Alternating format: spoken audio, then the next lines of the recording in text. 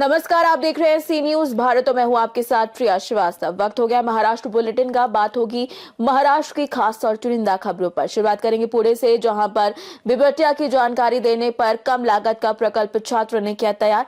साथ ही बात करेंगे संभाजी नगर की, जहां उम्मीदवारी को लेकर कार्यकर्ताओं के बीच जोरदार मारपीट की खबर सामने आई है। ऐसी तमाम खबरों पर डालेंगे नजर इस बुलेटिन में।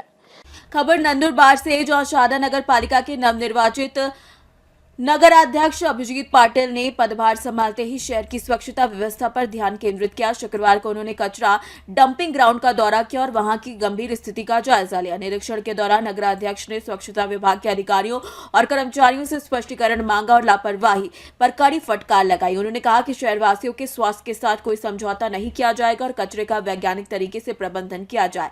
इसके साथ ही उन्होंने कचरा वर्गीकरण, नियमित उठाव और आधुनिक निपटान के निर्देश दिए। नगराध्यक्ष की कार्यशैली पहले आम बाद में राजनीति के सिद्धांत पर आधारित है, जो शहर भर में चर्चा का विषय बन गई है। आज मी दोंडाच्या रस्त्यावरील घनकचरा संकलन केंद्राच्या इथे उभा आहे। शहादा नगरपालिकेच्या अंतर्गत असलेल्या या जागेवर शहरातून किंवा परिसरातून जेवढाही घनकचरा गोळा होतो त्याचं संकलन, विलगीकरण या जागेवर होत असतं। मागील काही काळापासून प्रचंड प्रमाणामध्ये नियोजनाच्या अभावी नगरपालिकेने पूर्णपणे दुर्लक्ष केल्यामुळे देखील संपूर्ण कचरा व्यवस्थापन कोलमडलेलं आहे आणि निश्चितपणाने आता नवीन नगरपालिकेची बॉडी आलेली असल्यामुळे सर्वात प्रथम या जागेचा विषय किंवा घनकचरा व्यवस्थापन कसं असलं पाहिजे याच्यासाठीचा सुरुवात आम्ही केलेली आहे।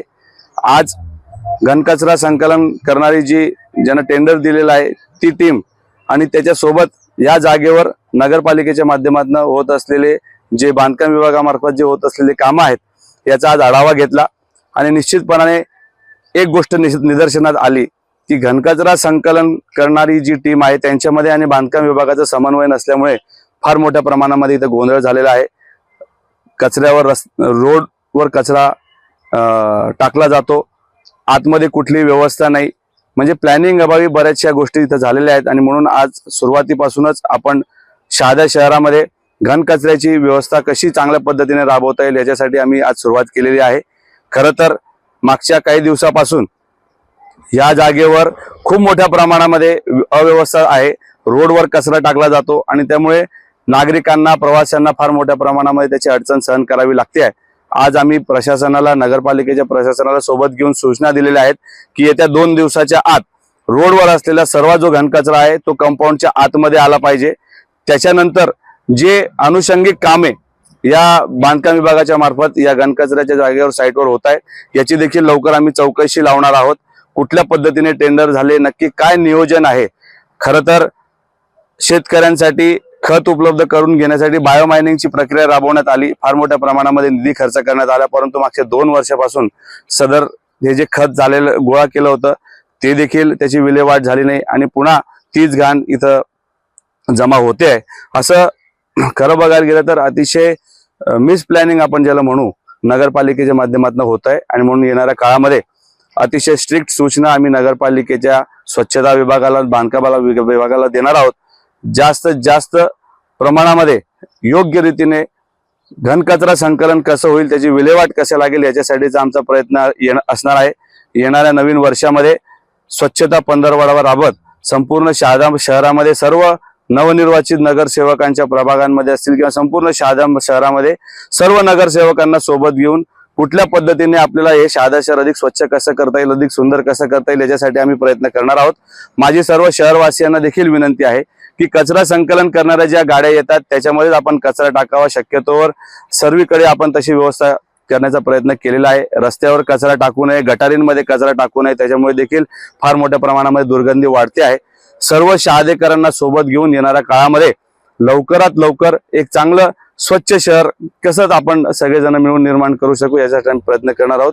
सर्व शहादेकर तसेच सर्व नवनिर्वाचित नगरसेवक, लोकप्रतिनिधी आपल्याला याच्यामध्ये सहकार्य करतील। आदरणीय आमदार साहेबांना देखील आम्ही याच्यामध्ये सहभागी करून घेणार आहोत, त्यांचं देखील मार्गदर्शन मोलाचं असणार आहे।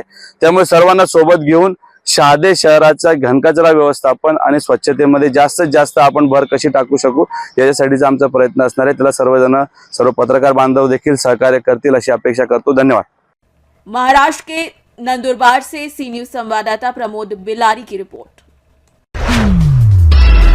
खबर पुणे से, जो जिले के मांडवगढ़ फराटा स्थित श्री वाघेश्वर विद्याधाम के छात्र आदित्य काका साहेब मचाले ने बिबटिया से किसानों की सुरक्षा के लिए एक अभिनव और कम लागत वाला प्रकल्प तैयार किया है, जो खेतों और ग्रामीण इलाकों में बिबटिया की मौजूदगी की जानकारी समय पर देकर किसानों को सतर्क करता है और मानव वन्य जीवन संघर्ष को कम करने में मदद करता है।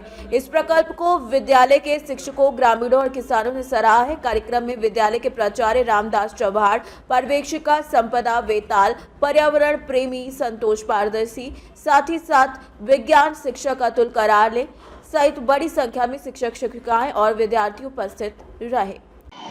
आज श्री वाघेश्वरी विद्याधाम मांडवगण फराटा येथे हायस्कूलमध्ये आनंदाई शनिवार या उपक्रमात आज 5वी ते 12वी ज्युनियर कॉलेजपर्यंत आपण टाकाऊ वस्तूपासून टिकाऊ वस्तू तयार करायला लावून एक विज्ञान प्रदर्शन या ठिकाणी शाळेपुरतं मर्यादित ठेवलं.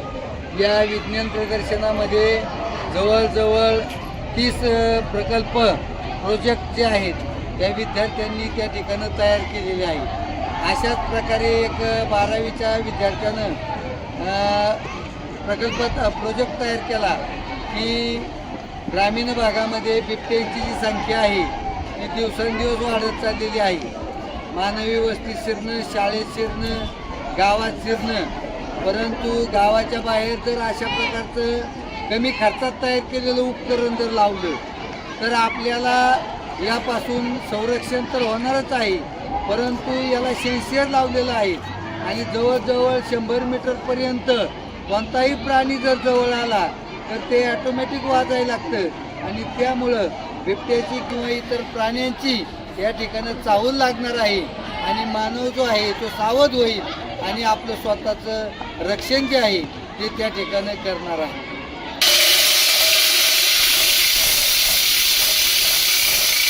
पुणे से सी न्यूज संवाददाता प्रमोद कागटी की रिपोर्ट। खबर संभाजीनगर से, जहां राज्य की 29 महापालिकाओं के चुनाव में छत्रपति संभाजीनगर में शामिल होने के कारण शहर की राजनीतिक गतिविधियों को गति मिली है, लेकिन एमआईएम पार्टी के अंदरूनी विवादों ने माहौल तनावपूर्ण बना दिया है। पार्टी ने मोहम्मद इसरार को उम्मीदवार घोषित किया, जिसके बाद हाजी इसाक के समर्थक नाराज हो गए और किराड़पुरा इलाके में आयोजित रैली रोक दी। दोनों पक्षों के बीच बातचीत बढ़कर मारपीट में बदल गई, जिसमें इसरार के समर्थकों को पीटा और गालियां दी गई, जिससे रैली आधे रास्ते ही रोकनी पड़ गई। इस घटना के बाद इलाके में तनाव फैल गया और पुलिस ने मौके पर पहुंचकर स्थिति को नियंत्रण में लिया। संभाजीनगर से सी न्यूज संवाददाता उमेश की रिपोर्ट। फिलहाल इस बुलेटिन में इतना ही। देश दुनिया की बाकी और खबरों के लिए आप बने रहिए सी न्यूज भारत के साथ।